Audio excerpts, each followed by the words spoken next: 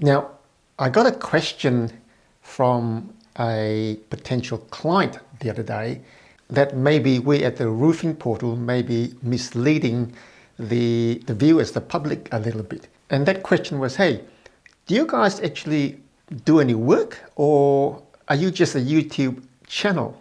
Now, I never thought that I would ever be asked that question, because naturally I thought that from the stuff that we present in our videos, it shows that we are actually out there doing work. But you know that now, in the age of AI, anything can be generated. So the videos that we put out might well be an AI generated version.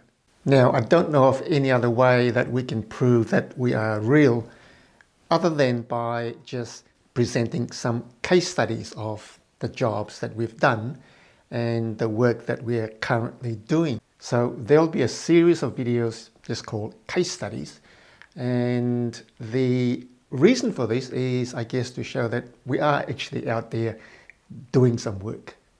All right, now this case study is about a roofing job, and the theme of this case study is never underestimate the problem, because you'll end up wearing it. Now, it's just like going into a fight. If you underestimate your opponent, you will end up wearing it, and it's not going to be very pleasant. And this is what happened on this particular roofing job. Now, the story starts a few years ago. I think 3 odd years ago. We got called out to look at a roof which had a leak. And when we fronted up, it was a fairly new house. And so we asked the owner, we said, hey, how long have you been here? He said, oh, I think 5 or 6 years. And I said, what, is it leaking? He said, yes, it's been leaking. And I said, what about the builder? And he said, well, it was an owner builder and he flogged it off to us. So we are now wearing it and we've got no comeback against the seller. Now, I've heard this type of stories many, many times before, right? So the next question was, show me where it's leaking and give us some idea of what actually happens. And so we go into the back of the house. So at the front, you've got a 2-story house. And at the back, as with most modern constructions, it drops down to a single story. And the kitchen is at the back of the house. And it's an open plan kitchen. So if you imagine, it's a wide open kitchen and it's under a part of the single story roof.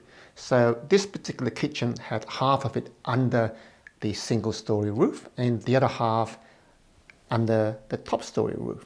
So you've got 2 roofs and the kitchen goes right across. So I asked the owner, what happens when it leaks? He said, well, it doesn't leak all the time. I think it leaks because if there's wind and rain, then somehow the wind and the rain drives the water into somewhere on the roof. There must be a fault in the roof, and I get this leak that weeps in. It's not a huge leak, but it can leave a puddle and the ceiling gets stained and it starts to bubble. Now, 3 years ago, we knew a little bit about the modern construction where you've got a suspended wall that sits on a beam that runs across the house, and the wall upstairs is suspended on this particular beam, and that allows you to create the big open plan area at the rear of the house. And in these situations, whenever there's a leak that comes down this wall, it's going to appear on the ceiling underneath.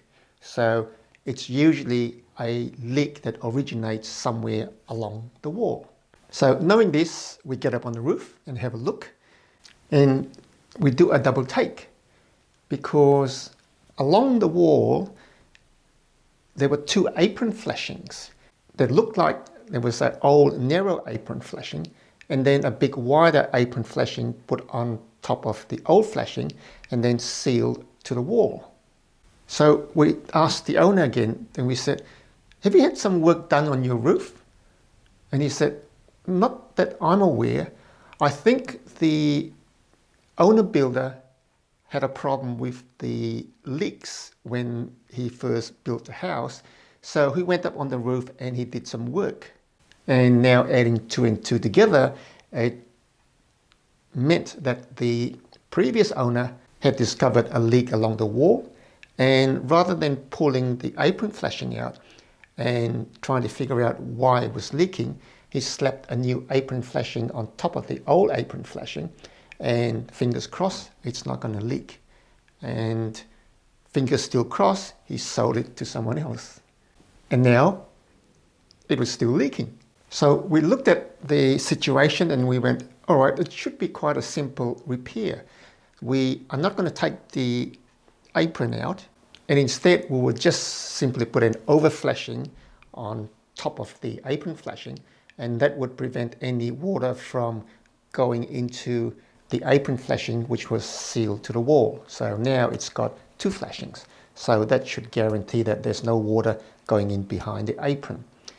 We looked at the windows and there was some cracking along the windows, and we said, all right, what we're going to do is we are going to put a flashing on the seal of one of the windows and then seal some of the cracks. So this is what we can do to fix the leak. So simple repair and priced accordingly, right? And the owner agreed to our quote, to our proposal, because he's been trying to get this problem resolved for a long, long time. And he was probably thankful there was someone who was going to put their reputation on the line to fix the leak. So we went and did what we quoted to do and thought, well, that's another job done. Let's move on. Now, about a year later on, we got a call from the owner. And he said, listen, it's been good for a while, but it's starting to leak again. And I said, what? At the same spots? He said, yeah, at the same spots. Well, he said, not exactly the same spots. It seemed to have moved a little bit. Some of the spots aren't leaking anymore, but the leak seems to have moved a little bit. So we went, okay, we'll send someone out and have a look. So sent someone out, they had a look, and the feedback was, well, we couldn't find anything. Maybe some of the seals on the flashings were leaking, so we've reapplied some more sealant. And actually, when we lifted the apron flashing up, we found an old redundant screw hole, and perhaps that's where the water was coming in, so we've sealed that. So hopefully now it's all good and we won't get any more leaks. So we ticked that off our list, and guess what? Another year went past, I got another call, and the story was a little bit different. This time it was, hey, the leak is a lot worse in one spot, and we don't think it's leaking in the other areas, but there's one spot that is actually worse than before. So we asked the owner, which spot is actually worse? He said, well, the main area of the kitchen seems okay now that you've done all the windows and you've sealed the cracks on the windows, but the corner, we've got a leak in the corner of the kitchen that is actually getting worse. So we go out again. This is the third time we've gone out. So we go out and have a look. And what we've noticed is that over time, the cracks at the windows had actually gotten worse and they had opened up. And we went, well, there's a possibility that water is still getting in at the cracks at the corners of the windows.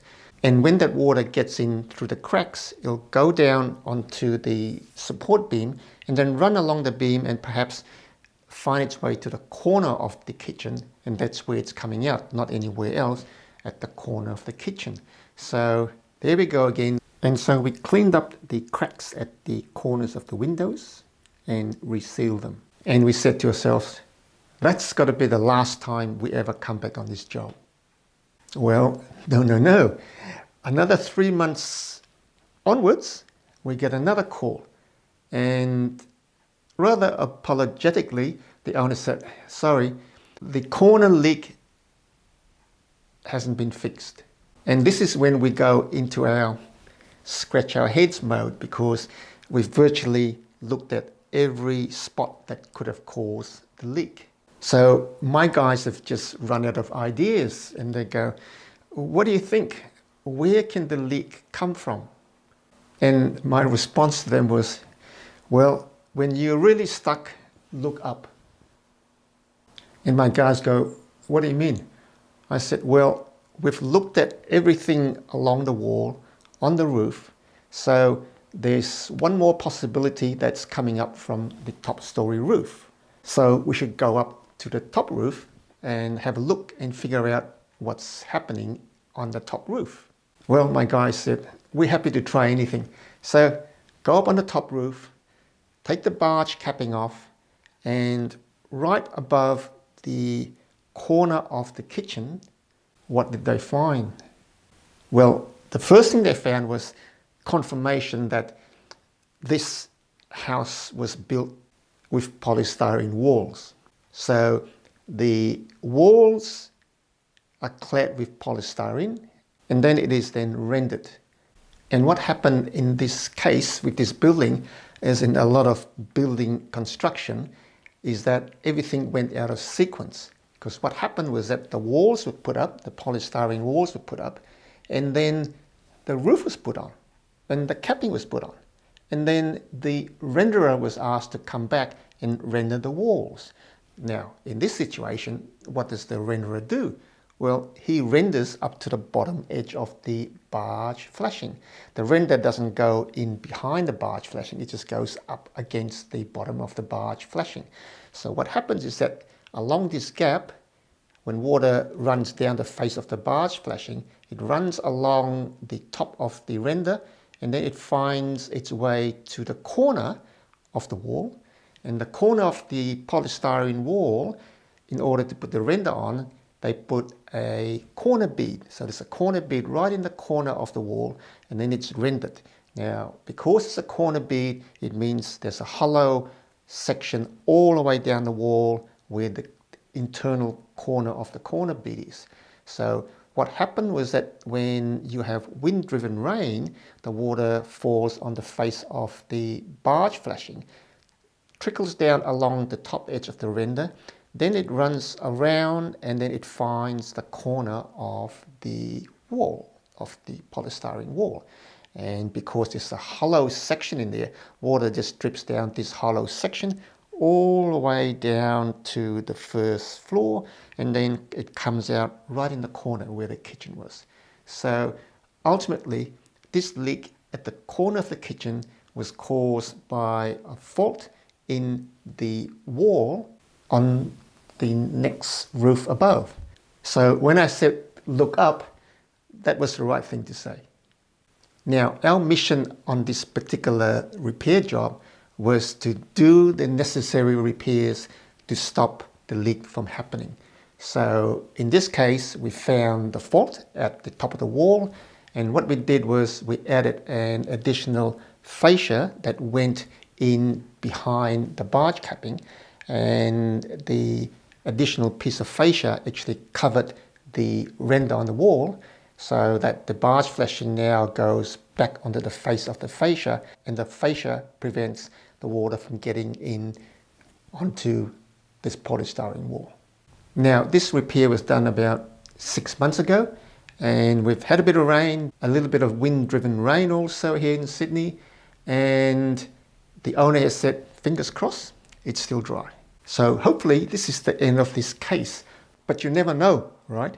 And this is an example of us underestimating the opponent.